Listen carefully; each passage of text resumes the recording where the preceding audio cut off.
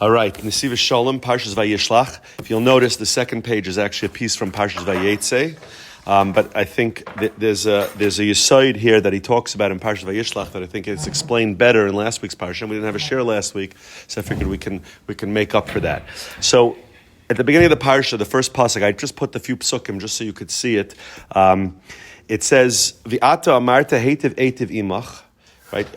This is Yaakov as he's approaching Esav for the big confrontation with Esav.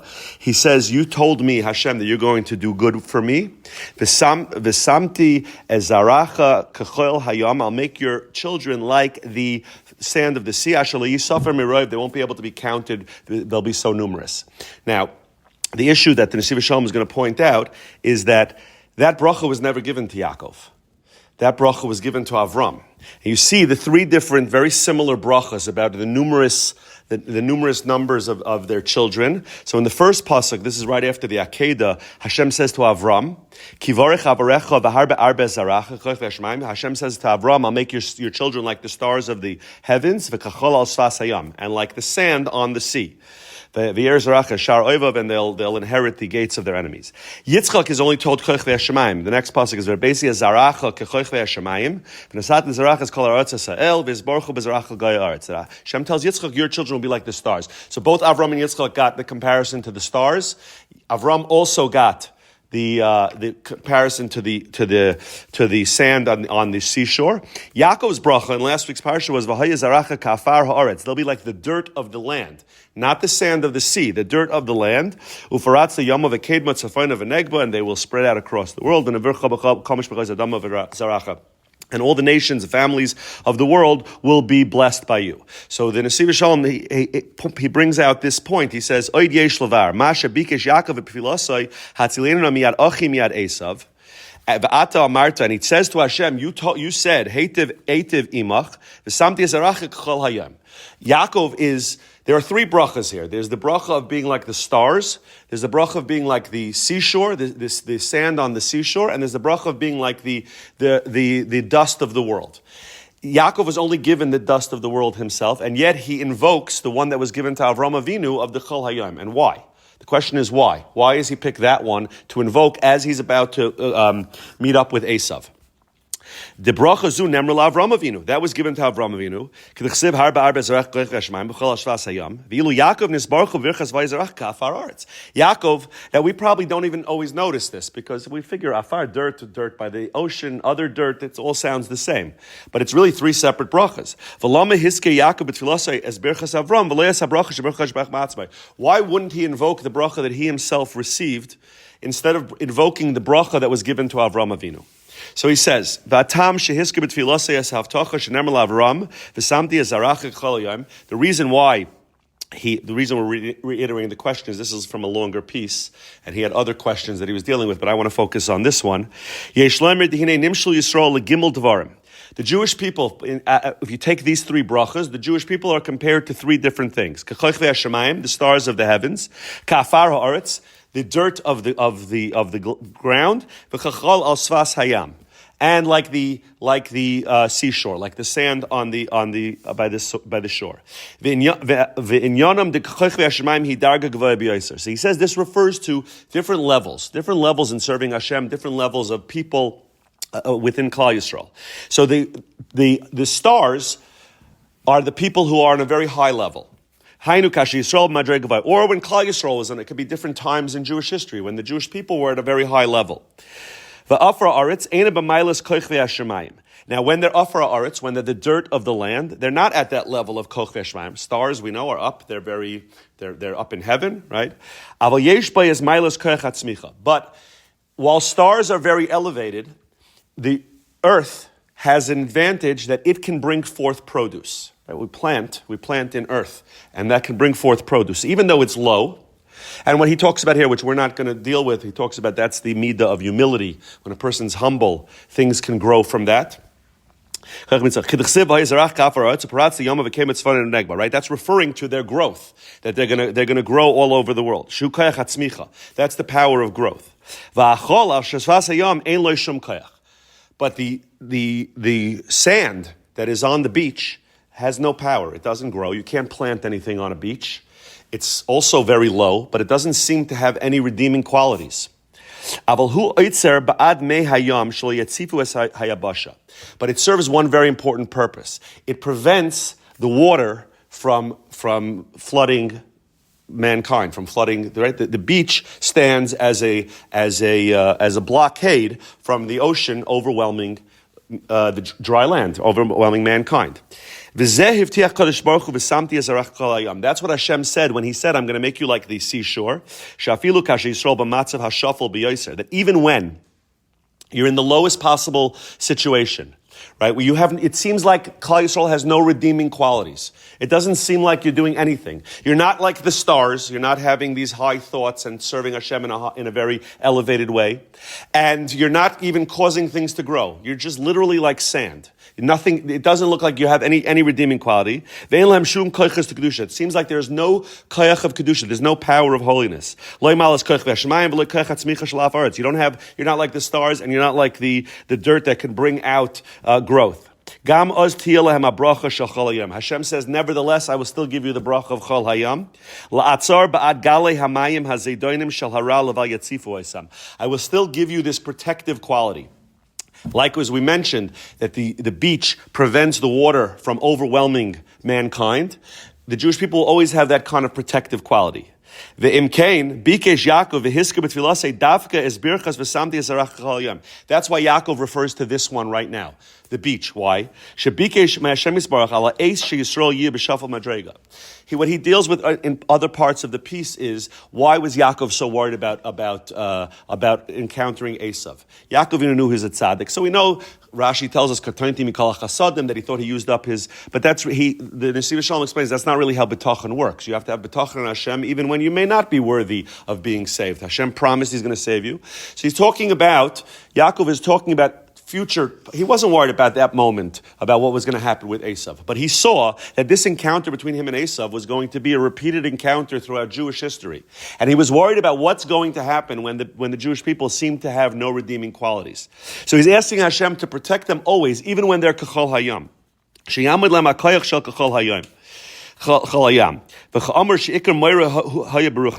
he explained that mostly what Yaakov was afraid of was Esav's power in spiritual world, to draw Jews away from spirituality, to convince them to join Esav, who was focused on physicality.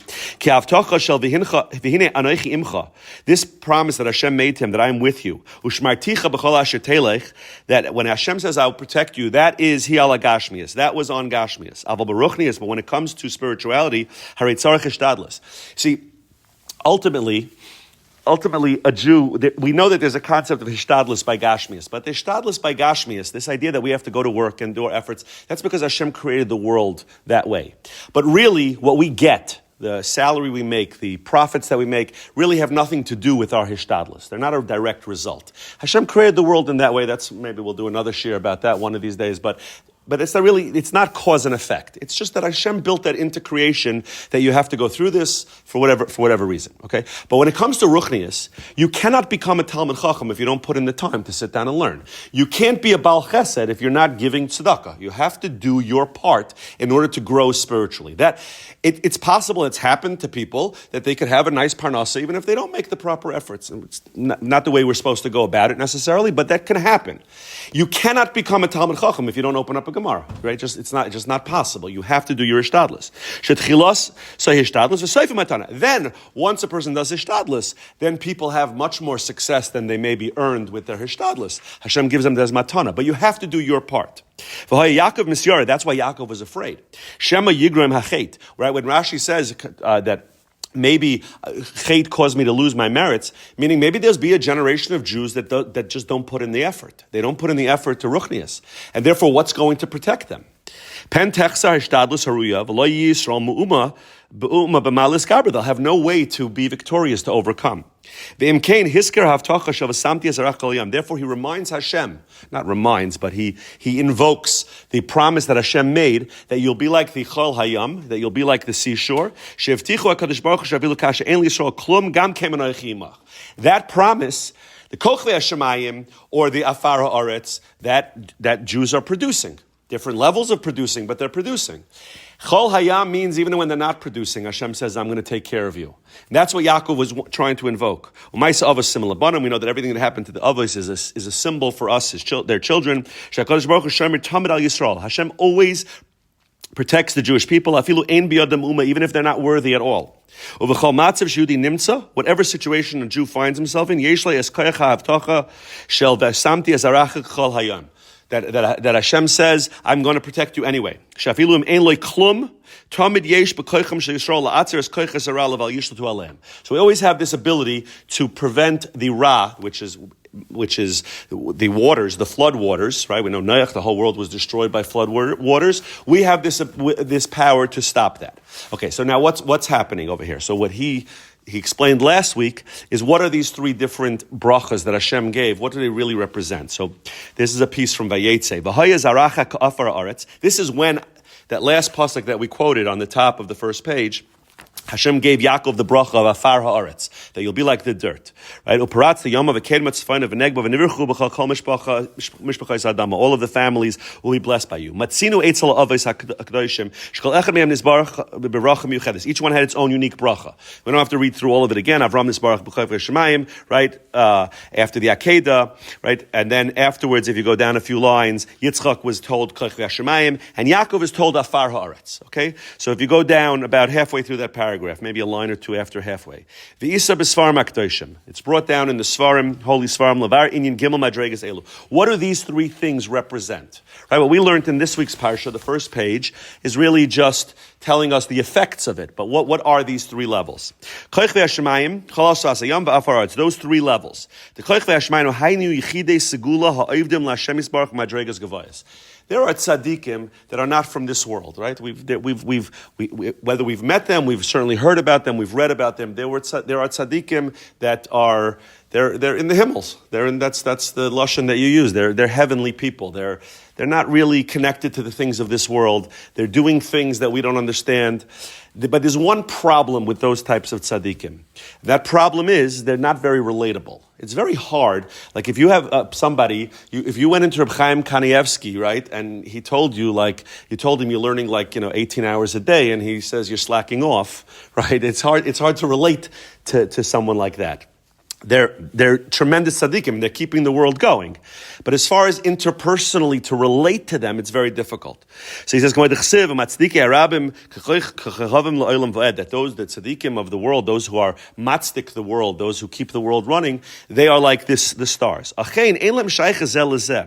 Even with each other, they don't really understand, they don't really relate, because each one has his unique avodah. So you could have tzaddikim that we know from everybody else's perspective, it's very clear that they're both tzaddikim. They can't get along, not in a bad way. I'm saying they just don't understand each other, because this one has his avodah and that one has his avodah. They're very removed from this world. Each one is illuminating on his own. But they don't. There's not a symbiosis. There's not a connection. When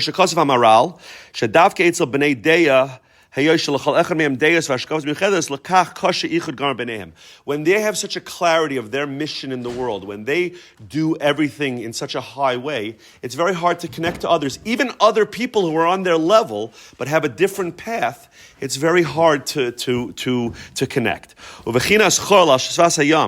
about the sand on the sea? So that's kochavim, those tzaddikim who are carrying the world, who are illuminating the world with their light like the stars do at night. But they're pretty much individuals. They're pretty much alone. What about the sand? They serve as a barrier. Sand serves as a barrier so that the waves of the sea do not inundate the world. Now here is the opposite. Every one grain of sand has absolutely no value. It has no value. It's not stopping any water. It doesn't accomplish anything. One grain of sand does nothing. How does sand have the power to stop the water? Because they gather together. When you have millions of grains of sand on the beach, now the water is stopped. When they all join together, when there's achdus amongst the sand, now the waves can't attack the world. He says the same thing is true of the Jewish people. that it could be that a person, you have a Jew, he's not one of those stars, so he's like a grain of sand. But when they're together, when they have achdus, yachad koyach achdus magen aleim mikol gali hayam. That could protect them from all the waves of the ocean. Beinyan afar haaretz, and then he explains the third one, the afar haaretz, the dirt. Hu sheyesh by gam dveikus. That is, it also has this idea of dveikus, which we generally translate as clinging, but it's almost like a working together, the way he's using it here. Shachol shal svas hayam yesh by rak achdus v'loy dveikus. The sand on the seashore only has achdus. They're together, but they're not doing anything, right? They're just all those millions of sands are there together. They're unified, but they're not really accomplishing. They're not bringing out growth, right? But when you take mud is different, right? Sand, if you pick up sand, dry sand, it'll flow right through your fingers. They're not attached to each other, but together they form a wall. Dirt, where you plant, is different. That they cleave to each other. They cling to each other. Therefore, it has the power of growth. It has the power to grow. It can bring vegetation to life. They have their milas, they have their own benefits, but they do not have this power of bringing out new life. Okay. That's also, by the way, that a husband and wife are called yudavak, right? He clings to a husband and wife. Dveikus is what brings about children, what brings about growth. That's what brings that about. And all of the bria is supported, right? Without vegetation, we wouldn't have what to eat. Everything lives off of the vegetation. Human beings, cattle, wild animals, birds. That's what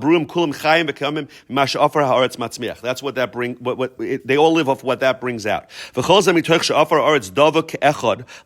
It's all connected, right? We have in the Gemara we had recently, not so long ago in Daf Yomi, that you can be kind of one piece of land here, and with it you could be kind of 9 other pieces of land all over the world. Why? Because the Gemara says they're all connected. The land is all connected. It's attached. Therefore, it can be mekayim, it can support the entire world. Now back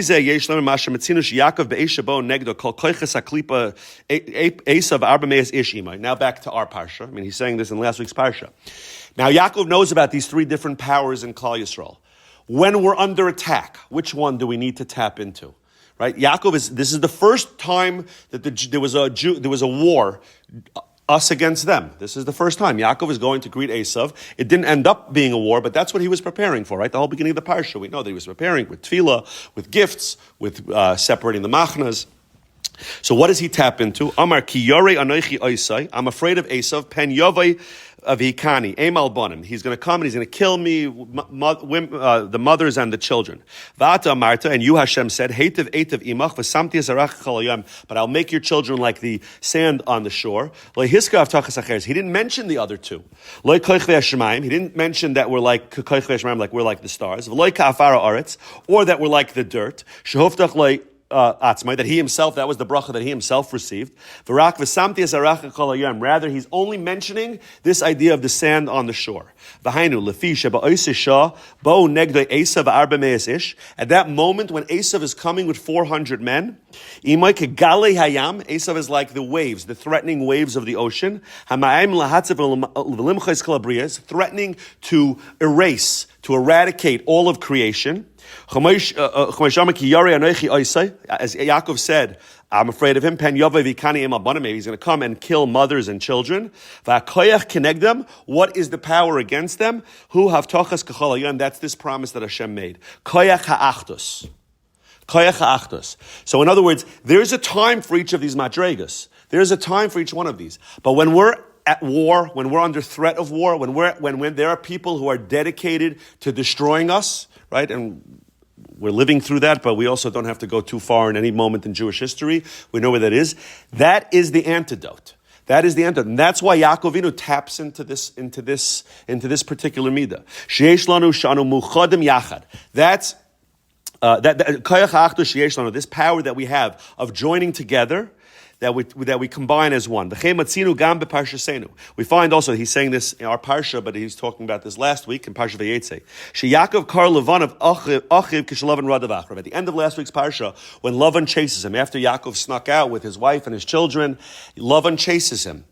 And when they finally, Hashem warns Lavan, don't do anything, but when they finally encounter each other, when he comes face to face with Lavan, what does he do? Vayomer Yaakov la'echav. He says to his brothers, and Chazal tell us who's he referring to? He's referring to his sons. And everybody asks, why is he calling them brothers? Why doesn't he say to his sons? The first Shalom Rabbi explains, Lavan was the other side, was this idea of the other side. He had to bring together this unity from the side of holiness. That's why he called them his brothers. What was he saying by calling them brothers? Lavan knew who they were. Right? Why does he? Everybody knows who they were. They're his children. Why is he calling them his brothers? The message he was giving his children is: if we stand together, Lavan can't touch us. If we stand shoulder to shoulder, nobody can hurt us. That's how you overcome the husks, the klipa, the other side. That's why in this week's parsha, back to this week's parsha, when Esav comes to Yaakov, Gali Hayam, like the waves of the ocean that are ready to destroy the world, to drown the world, that's why he invokes this. Because that is what's needed in that moment. There are other times for Kochlei Hashemayim and Afar Haaretz. There are times, part of being a Jew is to know when you have to tap into which midah. There are times for that, but right now, when we're under attack, when our existence is threatened, the midah that we have to tap into is achdus. Shikoyach achdus shel achol shel sfas hayam. That's the beachfront. Hamagin alabriya, that protects the creation. Misakenes hamayim hazedorim shegalayam lo yishtafu, that they shouldn't be drowned by the fierce water. And then this is in the middle of another paragraph there, but I just think it just brings it home. Sfas hayam also refers to those people who are not the stars. We mentioned before that the stars are those people, those tzaddikim, who are himmeldike. They're people who are creating amazing things, they're doing amazing things. But most Jews are not in that situation, right? They're not at that level. Their avodah, this is how it comes into besides the war against Esav, the external war against Esav, or the external war against Lavan, but in the internal war that each of us faces every day with our Yetzer Hara. We have that war all the time. So what is our avodah in this world? We try to be better, right? We try to do less bad things than I did yesterday, and maybe more good things than I did yesterday, right? That's the in its simplest form. That's the avodah of every Jew when we wake up every morning, right? To be a little bit better and a little bit less bad than I was yesterday. That's what we try to do. That's our avodah in this world, and eventually, as we add to that, right, a person who's in terrible places and he's doing terrible averos, he wakes up in the morning and says, "Okay, from this moment on, I'm at tzaddik gamur." Maybe there have been yechidim that have been able to pull that off. Dama ben Nesina. Maybe there's been a few. No, Releza ben Dudai. I always mix those two names up. So there are some who have been able to accomplish it. In general, it's not the right program to get on. It doesn't work. It may work for a day or two, but it doesn't sustain itself. The right way is it's a slow, slogging process. But I'm trying to be a little better today, and then tomorrow I'll try to be a little better than I was the day before, and each day. That's our war with the Yetzer Hara. That's our avodah. L'kach etzlam ha'ikar hu koyach achdus. What's the best way to be able to do this, to overcome the Ra? Is achdus. I mean, the Piazetzna famously had his chaburas that he always put them together to give each other chizuk. But it's this idea of achdus of davening in a shul with people that are like-minded and going to a shir and to be together. That achdus, tapping into the achdus, is the power that protects us from Esav and it protects us from the Yetzer Hara.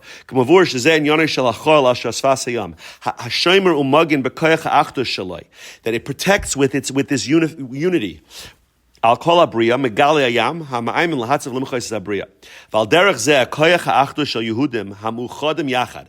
The power of Jews who are together, who are like-minded, who stand together. Shomer oisa mikol galei ayam. It protects them from all of the waves. His gabras ha-taivas, and also from the taivas that are very often like, we know that Chazal say that taivas are like water. They're like the waves of the ocean. They overwhelm a person. The way to do that is to have a chaver, to have a chavrusa, to have somebody that you could talk to when you feel like you're about to lose that battle. To have that achdus. That achdus is very protective. Asher Yetzirah is zaymim lefgaya b'Yehudi. The Yetzirah is always trying to attack. Yeah, right? Yaakov has the fight with the Sar Shel Esav. And even there, when he knows he's losing, he can't walk away without at least trying to get in an injury onto Yaakov. That's his job. That's the Sar Shel Esav, the Yetzirah, the Satan. That's his job. He's trying to damage us. Lashmida legamri. Ultimately, he wants to destroy him completely. Yitram alpayim v'taivas rois. They Yitram Afelim, they're dark Yetzers, V'taivas Roas, and bad Taivas. V'koyach ha'achdush Yehudim achadim yachad hu koyach Eloi. This is the highest koyach. Hashemer oisa migale yam, that protects them, b'bechina asur mirah, keeping them away from bad. But what's interesting here is, we started off on the I just want to bring the two pieces together. But in the first piece he was talking about, we were referring to the people who don't have any, it doesn't seem like there's any redeeming qualities. Right? When we referenced, we talked about the Kochvei Aretz, the Kochvei Hashemayim, those were the holy tzaddikim, those were the people who are on elevated levels. The dirt of the land, we said maybe they're humble people, even if they're low people, but they have this power of tzmicha, of bringing forth new life. The sand on the sea, by the sea, seems to have no redeeming qualities. So it's maybe the emptiest Jews, the Jews who maybe on their own, it seems like, it's never possibly true about a Jew, but it may seem like, at least externally, that he doesn't. This is a Jew who doesn't have many redeeming qualities, right? He's not my type of Jew. He doesn't seem. Yet, what Yaakov Avinu was saying is, I want that protection of even those Jews standing together, even those Jews being committed to be there together as one, even those Jews, that will protect. So even if this is not a Jew who's learned a lot of Torah, or who's done a lot of chesed, or maybe doesn't have a lot of kedusha in his life, right? That's how he described the Sfas Hayam. The people who they don't have, there's no obvious kedusha that we see. Yet when they stand together, when the Jewish people stand together, Esav can't touch us. Yishmael can't touch us. Lavan can't touch us. The Yitzhahara can't touch us. And that's really the message. And Yaakov Avinu, because really, if you think about it, and without the juxtaposition of those psukim, it wouldn't be so obvious. But it doesn't seem like it's the one that Yaakov should have tapped into, right? It seems to be like the weakest of the three. But that's how we overcome these types of attacks. B'Etz Hashem, we should see the Achdus in Klal Yisrael continue, and it should push back all of these waves of the world that are trying to drown us. And we should continue with that Achdus. Ad B'Yeskal Tzedek. Shkoyach.